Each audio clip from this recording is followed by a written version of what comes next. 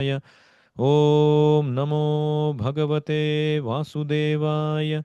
Om Namo Bhagavate Vasudevaya. Bhagavad Gita as it is, chapter 10, text 39. Yacchapi sarva bhutanam bijam tad aham arjuna na tad asti vina yatsyan maya bhutam characharam.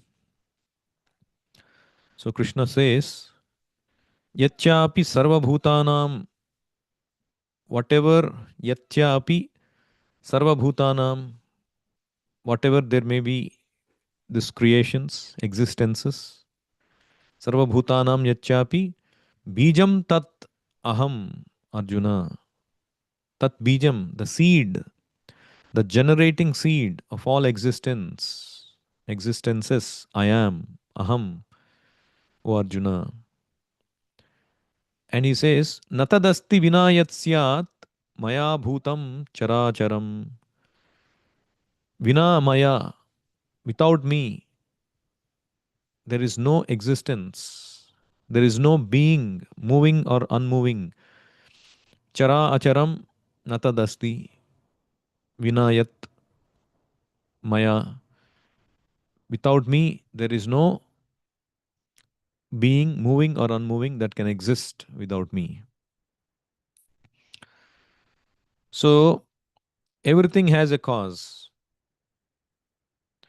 And Krishna is saying that that cause or seed of manifestation is Krishna.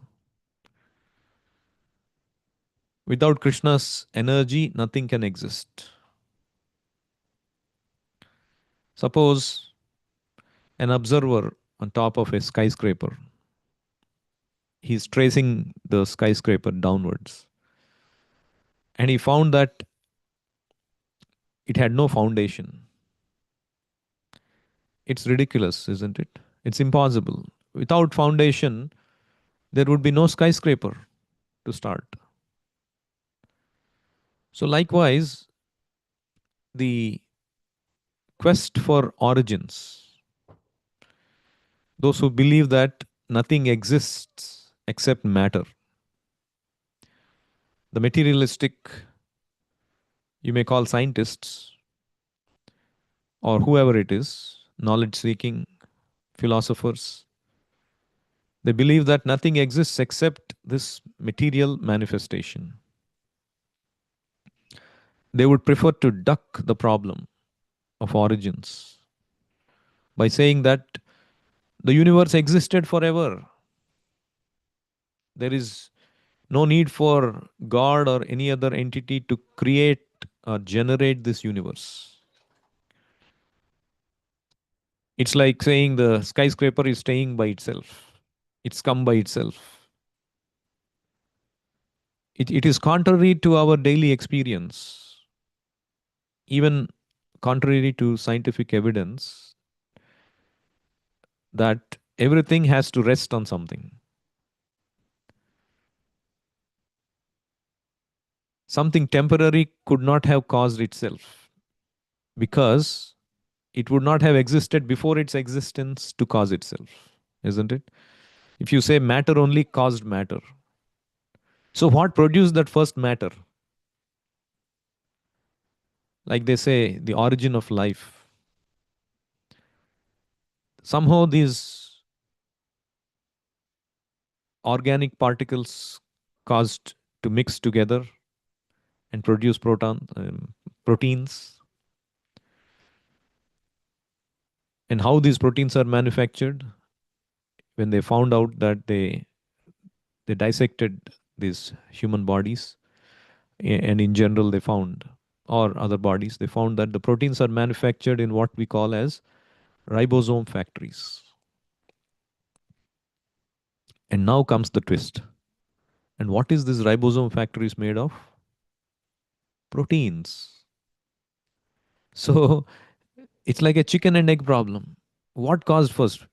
Has the ribosomes brought proteins? And if so, how did the proteins that composed, the ribosomes composed of, get manufactured in the first place? How is it all happening? How is it put together? So there must be an external cause, because the proteins themselves cannot cause proteins. Then we have to explain how the proteins have originated. So, just like the skyscraper has to have a foundation, anything material that comes into existence in this material world has to have an existence outside. The skyscraper's foundation is not visible to us. Similarly, a tree, the seed is not visible to us. Once the tree comes up, you go and dig, you will not find the seed, isn't it? You will find only the roots. And one might conclude, it has come by itself. Just because you cannot see the seed, you cannot trace the seed. But the seed was the origin of the creation of the tree, isn't it? Once the human body develops, the seed, the semen, is no more there, from which the human body is developed. So that Bhagavatam and Bhagavad Gita and Brahma Samhita explains. That cause is Krishna. That source is Krishna. Bijam tat aham Arjuna. Whatever there is, sarva bhutanam, bijam tat aham Arjuna. The Big Bang, origin of Big Bang, how this matter came about. The origin is Krishna, Krishna's expansion, Mahavishnu. यस्यैकनिश्वसितकालमथावलम्ब्य जीवन्ति लोमविलजा जगदण्डनाथाः विष्णुर्महान् स इह यस्य कलाविशेषो गोविन्दमादिपुरुषं तमहं भजामि. Lord Brahma explains how Mahavishnu is breathing out, and one breath he takes, these universes are coming out from his bodily pores. And in each universe there is Lord Brahma, and he stays in the universe, and the universe itself stays alive for as long as one breath. Nishvasa, Uchvasa, Nishvasa. Nishvasa means breathing out. Eka Nishvasa, yes, Yaika Nishvasa of Lord Mahavishnu. And these bodily pores are bringing out these universes. So it's the universe is not like it's existing eternally. It's come from nothing. They all sound illogical, isn't it? Comes from nothing, and yet they believe it. They publish the books. They propagate that knowledge. Then one might say, how do you prove that the Shastra is correct? We have not seen. You have not seen. Then we have to understand based on common sense. Like, for example, we have not seen at the time when the Father begot us. We did not even exist. But the fact is that we have a Father. And how do you know who is your Father? We have not seen. So the authority is the mother. You ask the mother, who is my father? And the mother tells, and there is no better authority. And there is no other way you can find out who is your father.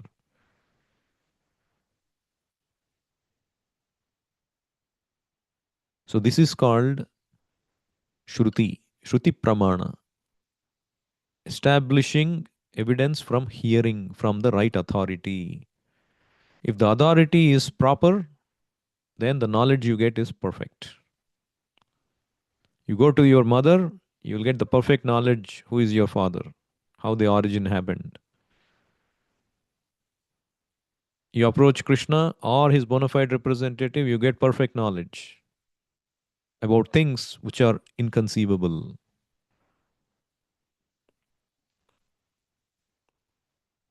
It's if you actually start to think about it, you cannot help but wonder how there's so much of gigantic things that are happening in this universe without proper organization, how it would happen. Like, for example, every day the sun is supplying the solar system with tremendous amount of heat, light, and energy. It is said that the very tiny fraction of the sun's energy that falls on the earth is much, much more greater than all energy used in the world's industries. It's a very tiny fraction. The total energy the sun emits, not the sun that comes here, but the sun emits in a single second, would be sufficient to keep, somebody estimated, 1 kilowatt electric fire burning for 10,000 billion years.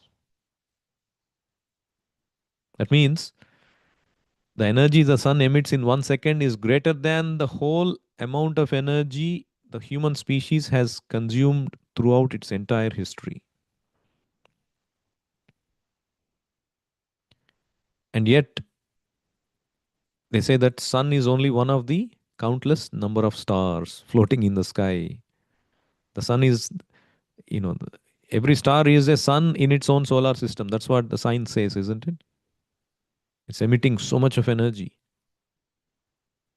And with, now this AI era, they're trying to feed the power to the AI chips. They're struggling to find power. They're trying to manufacture nuclear energy. They're running out of options. Electricity is it's so valuable, and with so much of, they are investing billions and trillions of dollars, hiring people left and right, the best of the brains to keep all of this running properly. And such a big establishment like the sun and the stars, they are just existing like that without any proper organization. No, we have to apply this common sense, and Krishna confirms that यदादित्यगतं तेजो जगद्भासयतेऽखिलं यच्चन्द्रमसि यच्चाग्नौ तत्तेजो विद्धि मामकम्. He says, यदादित्यगतं tejo, the splendor of the sun, jagadbhasayate, it dissipates the darkness of this whole world, illuminates the whole world. It comes from me. Yat the splendor of the moon, and yatcha agnau, the splendor of the fire, tat tejo vidhi mamakam, they're all coming from me. So many things you see in this material manifestation, how these planets are rotating, you know, the seasons are happening in a perfect order. Even if you go down to the molecular level, how everything coming from the earth. You sow a seed, you sow a mango seed, mango fruit will come. But from outside, it looks the same. There is no fragrance. You take a rose seed, or you take a sunflower seed, or a jasmine seed. They all look the similar, isn't it? And when you plant them, when there is no flower, there is no fragrance, right? When you plant these small plants, they all look the same. But how they are grasping this flavor from the earth? Earth must be having flavor, isn't it? Without earth having flavor, how the plant is getting the flavor? Beautiful rose flavor is coming. Beautiful jasmine smell is coming. Beautiful citrus fruit is tasting, citrus mango fruit is tasting sweeter. They're all deriving this from the earth. You cannot manufacture. I'll give you a seed. Can you bring it up beautifully, fragrantly, tastefully, like how nature does. So we conveniently push it upon nature. Oh, it's Mother Nature is producing. That also, we intrinsically say Mother Nature, isn't it? The moment we say Mother, there has to be Father.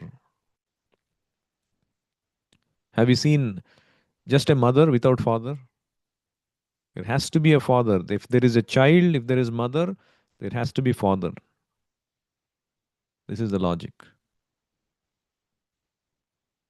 And Krishna says in Bhagavad Gita, Punyo gandaha prudhivyam cha tejas chasmi vibhavasau. Punyo gandaha, the original fragrance, the beautiful fragrance of the earth, that I am.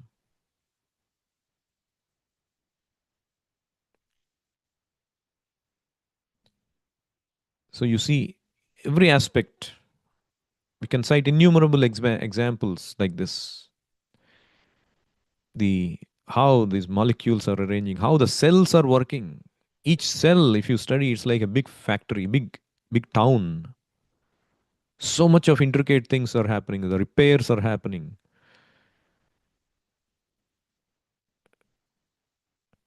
So how it is all being done? It's not done automatically.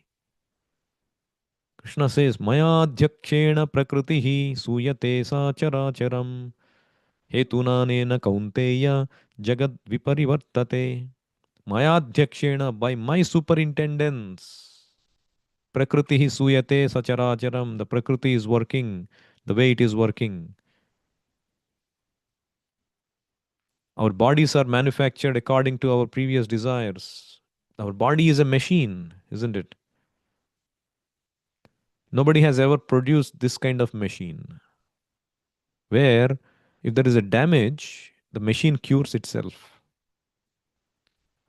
You fall down and there is a bruise. You wait for a week, that will go away, isn't it? But if the machine falls down and there is something broken, can the machine put itself together? That's the difference between God's creation, God's brain, and our brain. Can the machine replicate itself and produce 100 machines? See the power of God's machine. The human body can beget innumerable other machines. So that is the power of God. So you see, you cannot escape if you actually apply your mind objectively. There is no other conclusion but you can only conclude that this is all happening because of careful planning, and there is a master brain behind all this. And that's what Krishna is saying here. Yachapi sarva bhutanam bijam tadaham arjuna. But unfortunately, we are fed those with wrong motives. They don't want God's presence because the moment God is there, then that is a threat to their demoniac activities. Godly civilization means there is no sense gratificatory activities. And the demons, they don't like that. And they come up in all kinds of arguments, atheistic arguments, to dissuade people. Hey, this is all dogmatic. Don't believe all this. We are progressing so much. One time there was a discussion between Srila Prabhupada and his disciples. They were taking the side of the scientists just for argument's sake. Prabhupada, they say that oh, science has advanced so much and we have invented, discovered so many things. And Prabhupada said, yes, you have invented, discovered, you advanced so much that you, by your advancement, you are bringing death near. Like your so-called advancement is creating these atomic bombs. What has it done? It has caused accelerated death. That's what you have done. The birth, the death, old age, and disease is already existing. What is your credit? You just accelerated it. You cannot create life. You cannot stop death. So, what is your advancement? So, you see, any advancement you take, it's in this realm: eating, sleeping, mating, and defending. Eating, we were doing, but we are now doing in a some nicely arranged dining table with nice, beautiful setting. Go to a restaurant. The same thing, same food, same taste. More advanced eating. But for that, see how much of sense gratificatory sinful activities, how much of killing poor creatures is happening. The same pleasure you will get eating, mating, defending, sleeping. What advancement have you made? Of course, if it is used properly, that is called Yukta Vairagya. Prabhupada says, if I use any advancement for Krishna service, that is giving them credit, giving them sukruti. Somebody invents this aeroplane, and we are traveling in the aeroplane for expanding Krishna consciousness. You're using that in the service of Krishna, therefore, they also get benefited. So, if it is there, we will use it. But it is not that if it is not there, we have not advanced and we are primal, primable, all these kind of things. No. In yesteryears, ancient times, people led very contented, happy, blissful lives. It's not that they didn't have advancement. You see Mahabharata, in scriptures, there are Pushpa Vimanas that were described. How Rama came from Lanka to Ayodhya in Pushpa Vimana. He was able to carry so many people with him. And how just by mantra this atom bomb is manufactured. It can attack only the particular target without causing any collateral damage. Now, where is the technology? Tornado weapons, water weapons, fire weapons, just by mantra. There's no technology like that. They had technology, but they used only very rare because they know that the more you use it for sense gratification, it will become a sense gratificatory activity. So, coming back to this, so Krishna says, I am the Bijam, Echapi Sarvabhutanam Bijam Tadaham Arjuna. Natadasti Vinayatsyan Maya Bhutam Characharam.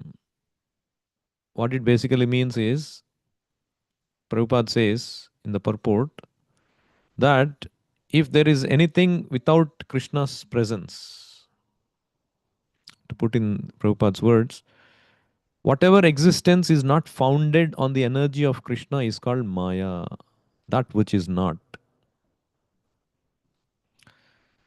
So anything which we see, we think devoid of Krishna, that is called Maya. The word Maya means Maya, that which is not.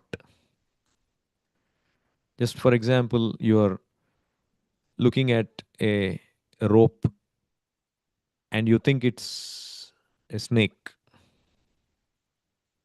That is called Maya because that is not snake, that is a rope. Similarly, you see a reflection. The As I told once the story about this necklace. The necklace is reflecting in the river. It's hanging from the top of the branch. And this man is trying to grab this necklace, actual reflection of the necklace. That which is not Maya. He will never grab it because the actual object is there on the tree. So, why this world is called Maya is because of that. It's a reflection. Krishna says in 15.1, ऊर्ध्वमूलम् अधः शाखम् अश्वत्थं प्राहुरव्ययम् छन्दांसि यस्य पर्णानि यस्तं वेद स वेदवित्. Urdhvamulam adah shakam.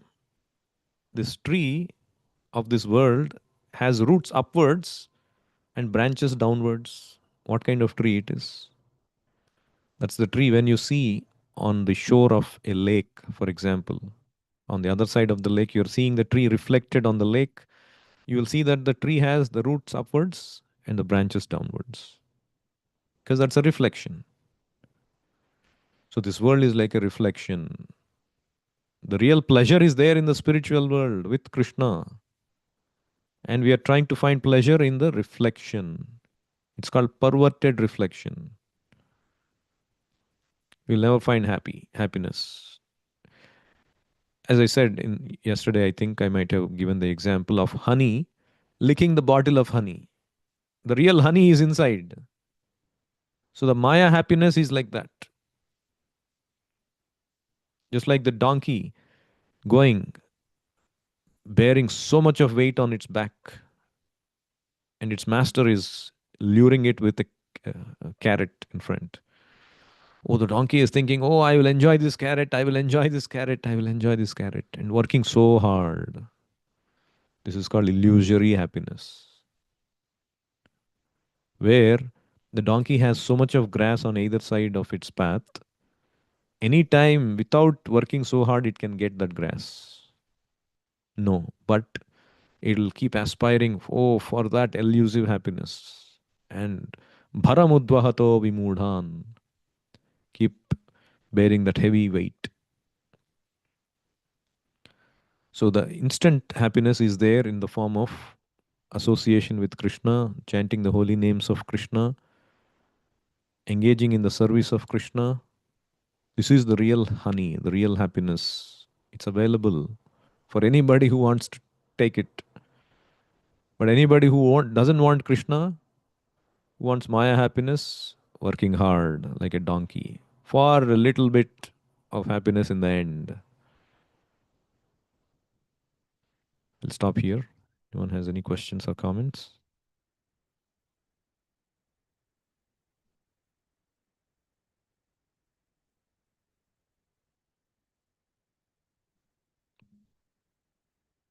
Bhagavad Gita as it is की जाए, शीला प्रभुपाद की जाए, निताई गौर प्रेमानंदे, हरि हरि बोल, हरे कृष्ण.